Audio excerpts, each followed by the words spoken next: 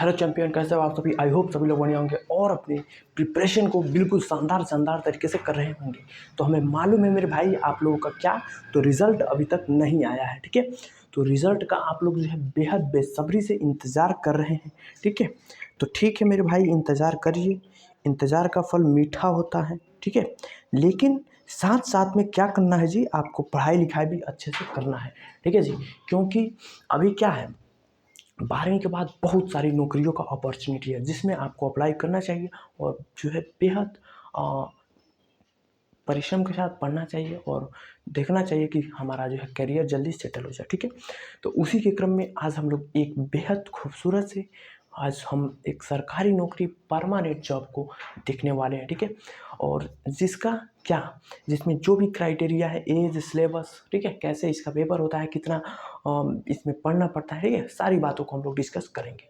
जी हाँ, आपने सही सुना, हम बात कर रहे हैं आईसीजी यानी इंडियन कोस्ट गार्ड, भारतीय तटरक्षक जो है बल जो है होता है, उसी के बारे में हम लोग देखने वाले हैं कि क्या होता है इंडियन कोस्ट गार्ड, इसमें एज कितना होता है, सिलेबस कितना होता है, ठीक है। 10वीं वाले क्या अप्लाई कर सकते हैं, 12वीं वाले क्या अप्लाई कर सकते हैं, ठीक है।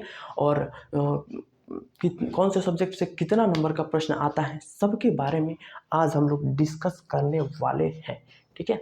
तो आप लोग क्या करिएगा मेरे भैया, वीडियो को अंत तक देखना, ठीक है। आपको पूरी की पूरी जानकारी समझ में आने वाली है, ठीक है। तो चलिए हम स्टार्ट करते हैं, ठीक है। तो सबसे पहले हमने लिखा है कि 12वीं के बाद नौकरी पाने का सुनहरा मौका, ठीक है। तो बहुत सुनहरा मौका है, ये बात क्या है, 100% सत्य है कि आपको जो है नौकरी का सुनहरा मौका ये हो सकता है, ठीक है। बशर्ते आपको इसमें क्या करना है, थोड़ा सा मेहनत की ज़रूरत है, ठीक है। क्योंकि आपको मालूम है कोई सा भी नौकरी हो इतना ईजी मेरे भाई नहीं होता है, समझ में आ गया। चलिए तो बात कर रहे हैं, सबसे पहले हम बात करेंगे कि योग्यता यानी इसका जो है क्या होना चाहिए, इसका योग्यता क्या होना चाहिए, क्वालिफिकेशन क्या होना चाहिए, ठीक है। क्वालिफिकेशन क्या होना चाहिए इसका कि ये फॉर्म अप्लाई कर सकता है, ठीक है। तो चलिए हम देखते हैं क्वालिफिकेशन आपको क्या होना चाहिए मेरे भाई। इसमें जो है आप दो टाइप के फॉर्म देखने को मिलता है, जिसकी बात हम इसमें करेंगे कि जो हमने लिखा है टाइप ऑफ आईसीजी, इसमें हम लोग बात करेंगे। योग्यता की बात करें तो आपको 10वीं पास जो बच्चा है वो भी इस फॉर्म को भर सकता है। प्लस में हम बात करें तो 12वीं पास जो है जो भी बच्चे हैं वो भी इस फॉर्म को क्या तो फिलअप कर सकते हैं, ठीक है। कोई दिक्कत समस्या वाली बात नहीं है। क्या हमने कहा कि 10वीं वाले भी इस फॉर्म को अप्लाई कर सकते हैं और 12वीं वाले भी इस फॉर्म को जो है अप्लाई कर सकते हैं, कोई दिक्कत परेशानी समस्या वाली बात नहीं है, ठीक है। अभी हम बात करेंगे कि कौन 10वीं में कौन सा सिलेबस होगा, ठीक है, और 12वीं में कौन सा सिलेबस होगा। क्या 12वीं में बायो वाले बच्चे अप्लाई कर सकते हैं, ठीक है, सबके बारे में हम लोग देखने वाले हैं, बिल्कुल डरने घबराने की ज़रूरत नहीं है, ठीक है जी। चलिए अब बात करते हैं कि आखिर आईसीजी में एज लिमिट कितना होता है मेरे भाई। तो एज लिमिट की हम बात करें तो चलिए हम देखते हैं एज लिमिट क्या होगा मेरे भाई। इसका जो है एज लिमिट होगा वो 18 ईयर से लेकर 22 यानी 22 ईयर होना चाहिए। यानी कि अगर आप 10वीं पास है और आपकी एज 18 वर्ष हो गई है तो आप इस फॉर्म को फिलअप कर सकते हैं, इस फॉर्म को डाल सकते हैं, इस फॉर्म को भर सकते हैं, ठीक है। अगर हम बात करें कि 12वीं, तो अगर आप 12वीं पास हैं और आपकी उम्र 18 हो गई है और 22 के पहले है तो आप इस फॉर्म को फिल कर सकते हैं, कोई दिक्कत वाली समस्या वाली बात नहीं है, समझे। चलिए अब हम इसमें बात करें तो ये क्या एज क्या है, जनरल वाले दोस्तों के लिए है, जनरल वाले जो भी बच्चे हैं उनके लिए है। अगर हम ओबीसी की बात करें, अगर आप ओबीसी कैटेगरी से आते हैं तो इसमें आपको एज में क्या 3 ईयर यानी 3 साल का छूट मिलेगा। प्लस अगर आप एसटी और एससी कैटेगरी से आते हैं तो आपको एज में कितने साल मेरे भाई, तो आपको एज में 5 ईयर का छूट मिलेगा, ठीक है, समझ में आया। तो ओबीसी वाले कितने, 22 में 3 साल जोड़ दीजिए तो 25 साल तक आईसीजी का पेपर दे सकते हैं, और एसटी एससी वाले अगर 22 में 5 जोड़ेंगे तो 27 ईयर तक इसका पेपर जो है दे सकते हैं, कोई दिक्कत वाली बात नहीं है, ठीक है। ये रहा।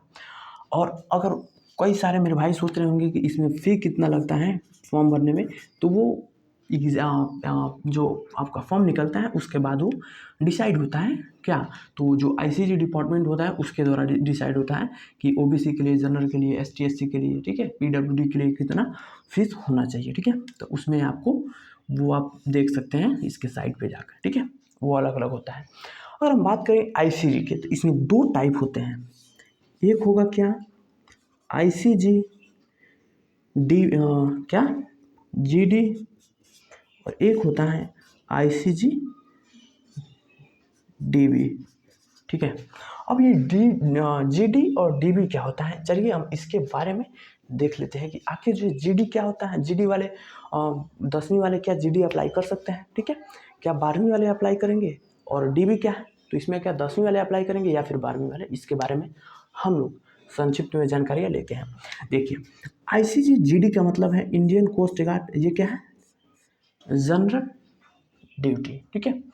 तो इसके फॉर्म को वही बच्चा अप्लाई कर सकता है जिसका उम्र 18 ईयर हो प्लस 12th पास हो, क्या, तो 12th पास होना चाहिए और उम्र 18 साल होना चाहिए। साथ साथ आपके 12th में 2 सब्जेक्ट एकदम जो है नेसेसरी होना चाहिए। वो कौन कौन सा सब्जेक्ट है जी, तो वो सब्जेक्ट है मैथ्स प्लस फिजिक्स। ये 2 सब्जेक्ट आपका जो है एकदम नेसेसरी है, मैंडेटरी है, एकदम जो है ज़रूरी है, ठीक है। क्या हमने कहा कि आईसीजी जीडी का जो है पेपर देने के लिए आपका 12वीं पास होना चाहिए प्लस आपका उम्र 18 साल होना चाहिए, और 12वीं में आपका 2 सब्जेक्ट एकदम कॉमन होना चाहिए।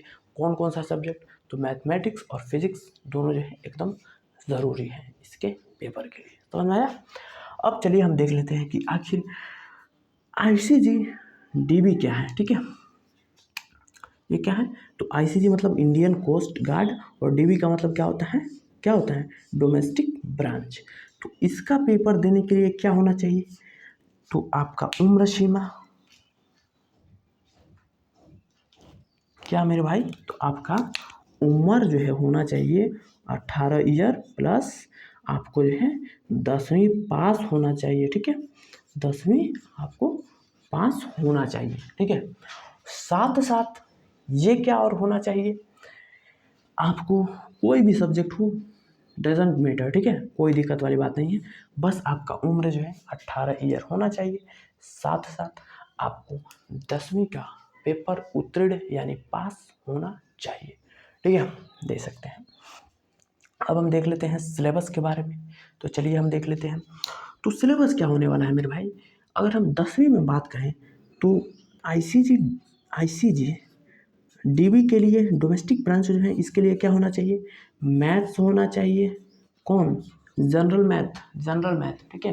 टेक्निकल की बात मैं नहीं कर रहा हूँ, जनरल लाभ हानि परसेंटेज जो होता है ना उसकी बात कर रहा हूँ।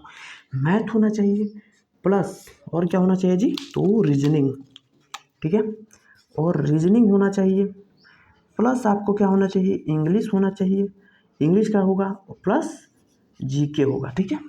ये सब क्या है, जो डोमेस्टिक ब्रांच है इसके पेपर में ये पूछे जाते हैं, मैथ्स, रीजनिंग, इंग्लिश और जीके, ठीक है। तो इसके कितने प्रश्न हो जाते हैं, तो इसके 60 प्रश्न होते हैं, 60 क्वेश्चन, कितने नंबरों का, तो 60 नंबर का, और टाइमिंग हमको कितना मिलता है इसको करने के लिए, 45 मिनट का, ठीक है। तो ये रहा अपना सिलेबस आईसीजी डीबी का, ठीक है, डोमेस्टिक ब्रांच का। कौन कौन सा सब्जेक्ट रहेगा जी, तो मैथ रहेगा, रीजनिंग रहेगा, इंग्लिश रहेगा और जीके रहेगा, और कितना प्रश्न रहेगा, तो 60 प्रश्न रहेगा, और कितने नंबरों का रहेगा, तो 60 नंबर का रहेगा। कितने मिनट में पेपर देना होगा, तो वो 45 मिनट में आपको पेपर को ख़त्म करना है, समाप्त करना है, द एंड करना है, ठीक है, समझ में आया। अब चलिए हम आईसीजी जीडी वाले को देखते हैं, ठीक है। तो जीडी आईसीजी जीडी का सिलेबस क्या होना चाहिए, तो देखिए जो जीडी का पेपर है इसमें आपको क्या करना है जी, इसमें आपको पूरा सिलेबस उठा लेना है डीबी का, क्या, तो maths plus reasoning plus English plus GK. ठीक है, कितना प्रश्न रहेगा? 60 क्वेश्चन रहेगा। कितना? तो 60 क्वेश्चन रहेगा। कितने नंबरों का रहेगा? तो 60 मार्क्स का रहेगा। और कितना टाइमिंग हमें मिलेगा जी? तो टाइमिंग हमें कितना मिलेगा इसको करने के लिए? 45 मिनट, 45 मिनट का। ठीक है, और इसमें एक और कार्ड जुड़ जाएगा जी, जो आपके फॉर्म भरने के समय जो नेसेसरी था कि क्या 12 में आपका मैथ और फिजिक्स होना चाहिए, वो भी इसका सिलेबस यहाँ जुड़ जाता है। तो क्या हो जाएगा? आईसीजी में, जीडी में 25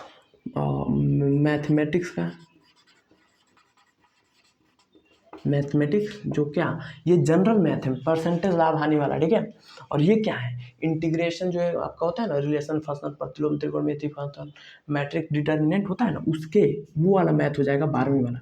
इसमें मैथ के 25 क्वेश्चन आ जाएगा, प्लस फिजिक्स आपका जो हो जाएगा। फिजिक्स के भी कितने क्वेश्चन आ जाएंगे जी?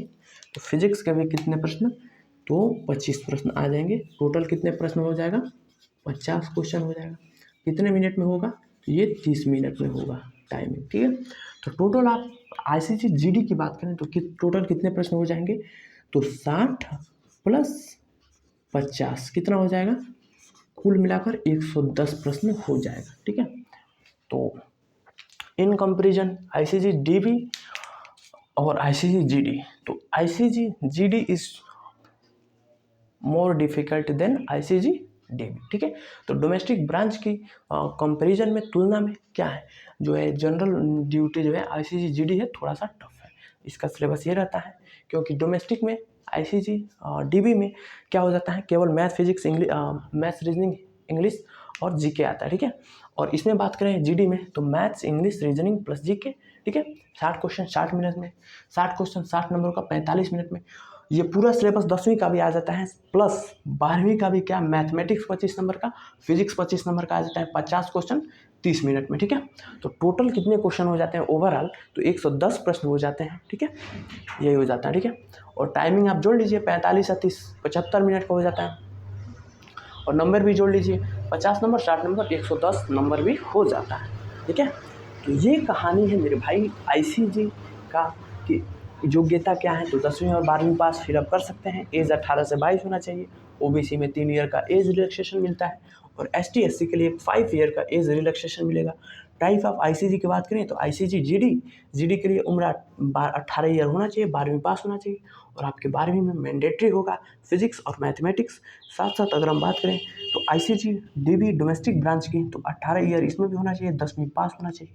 सिलेबस की हमने बात किया तो आईसीजी जो डीबी का सिलेबस होगा, मैथ्स, रीजनिंग, इंग्लिश और जीके होगा, 60 प्रश्न 60 नंबर का और 45 मिनट में।